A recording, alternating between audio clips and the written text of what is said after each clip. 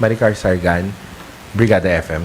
Good morning po, Yusek. May lumabas po na report na di umano nag-file daw po o nag-request ng asylum si former President Rodrigo Duterte sa China. Pero na-deny. May information po ba yung palace dito? Ano po yung nakarating sa inyo? Wala po kaming ganung impormasyon na natanggap. Hindi po yun ang mga lumalabas na info na dumarating sa palasyo. Ano po yung nakarating, ma'am? Napauwi siya mula sa Hong Kong. So wala po nakarating about asylum. Oh, yun. Napauwi siya mula sa Hong Kong. Walang nakarating sa amin. Okay, thank you po. Eto, dito muna tayo mga kababayan. Kasi lahat nung mga katanungan natin, no, patungkol doon sa hearing ni Senadora Amy Marcos, eto sinagot po ng Malacanang mga boss. Oh. Na naging miyembro tayo, no? So hindi ho totoong warrantless arrest ito dahil talagang merong warrant covering the arrest of the former president. Ini-issue rin po na sabi po ni Senator Amy dahil ang una yatang pinakita ay i-warrant. Ano po masasabi nyo sa batas po natin patungkol dito sa i-warrant of arrest? Claire, sa batas mismo natin, hindi kailangang ipakita yung physical warrant of arrest at the time of the arrest, no? For as long as there exists the warrant of arrest, no? Pwede mag-aresto. In fact, pwede na sa atin yung e-warrant na sinasabi dun sa may revision ng ating rules of court, no? Even sa ICC mismo, hindi kailangan ipakita yung physical warrant of arrest dahil po pwedeng e-warrant din yan. In fact, yung proceedings ng ICC, even yung kanilang trial lahat, paperless na yan. Talagang talagang e-documents lahat. Anong petsa na ngayon, di ba? Lahat nga po pati mga resibo, i-receipt na. Oh. Ginagawa doon.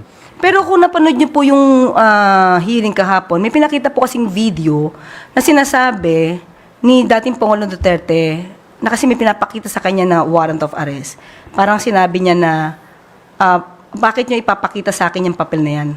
So it means meron din physical copy na warrant of arrest na pinakita sa kanya? Tingin ko, prinit yung e-warrant na yon ay pinakita sa kanya and valid ho yung ganong klaseng procedure. Valid po yun. Apo. Valid. At ito pa po, attorney, sinabi po nila na ni VP Sara, lumalabas daw pong ito ay extra rendition lamang. Naririnig ko yan lagi kay Buloyski, no? Ayaw po namin ma-extra rendition kami. Di ba? Yan yung laging sinasabi ni Buloyski habang nung siya nagtatago . Ano po masasabi niya doon?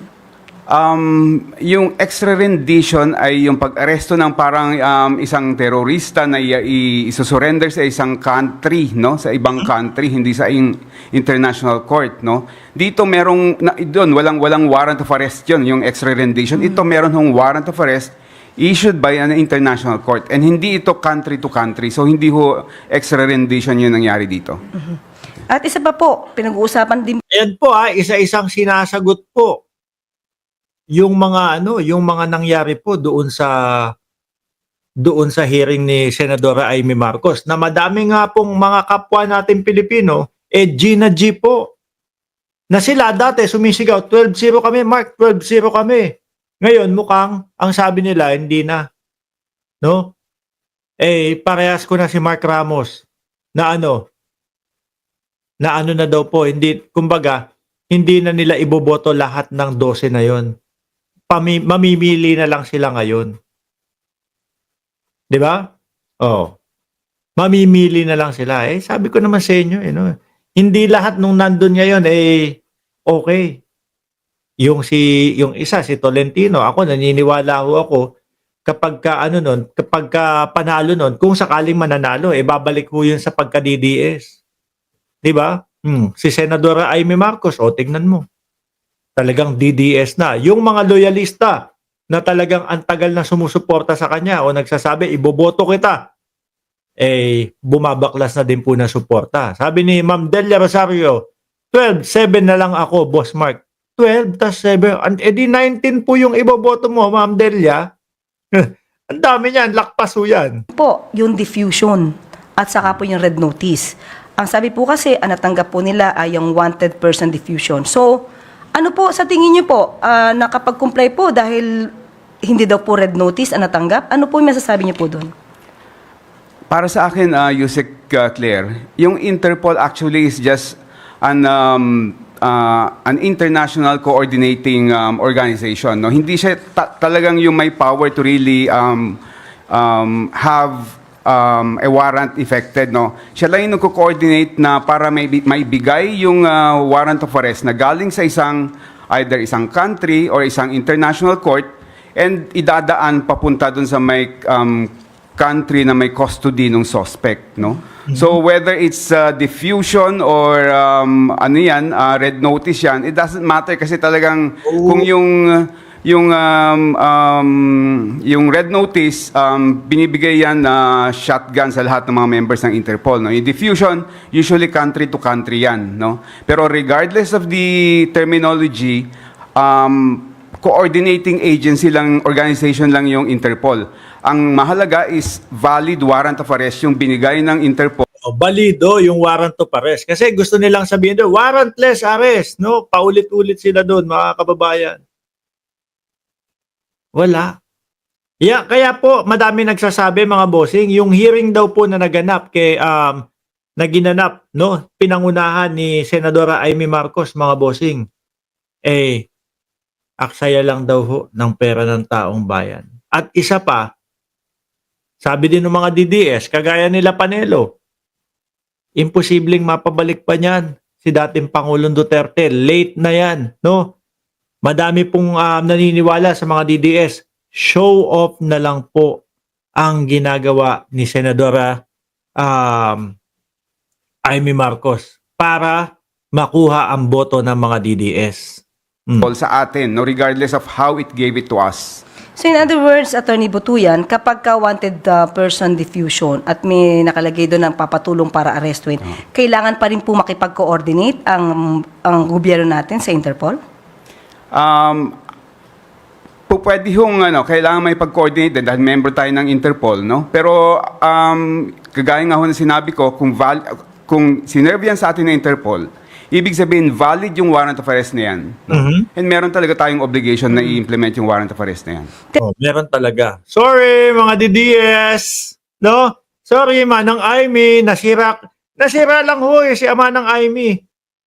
Nasira lang ho siya ng tuluyan, mga kababayan.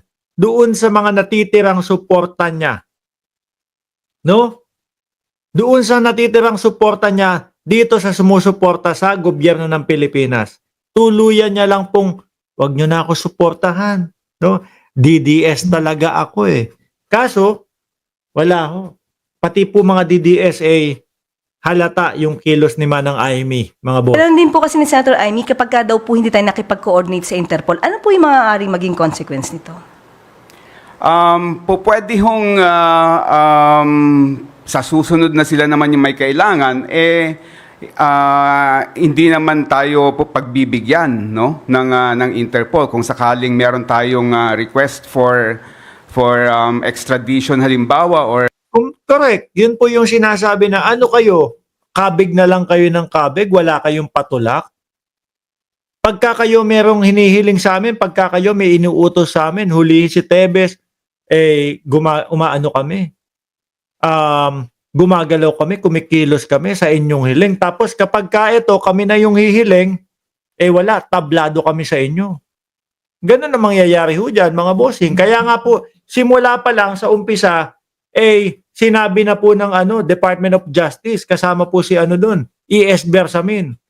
Kapag yan pinadaan sa Interpol, malabo na makatanggi tayo.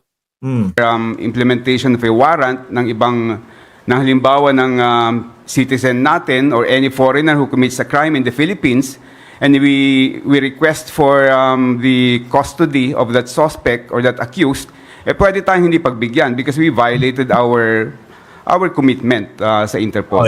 Meron pa po kayong nais na idagdag, yung panghuling salita patungkol po dito sa silbi ng warrant of arrest at pag-surrender kay... At yung lawyer po na yan, mga kababayan, talagang kumbaga accredited ng ICC yan.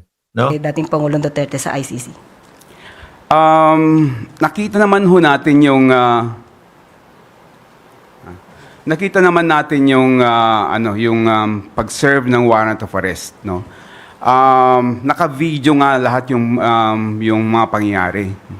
And kung ikukumpara natin yung pag-serve ng warrant of arrest kay former President Duterte sa pag-serve ng warrant of arrest sa ordinary suspect or criminal sa Pilipinas, sobrang nakakalamang si former President Duterte.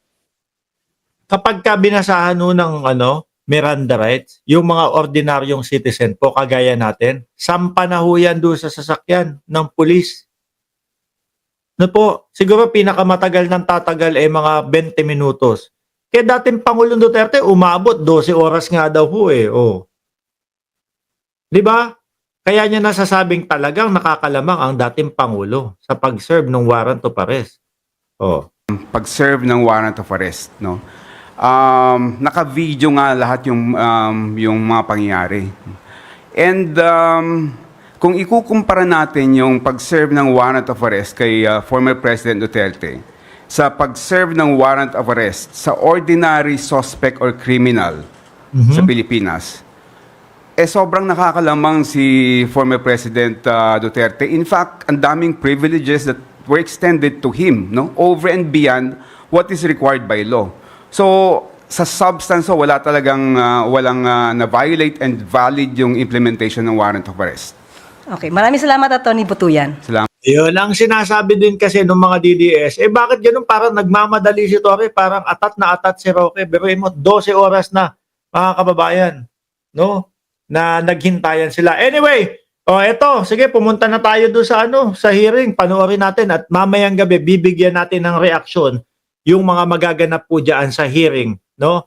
Nung mga vlogger. Tara, punta tayo doon sa channel ng Congress. Maraming salamat and God bless po sa ating lahat.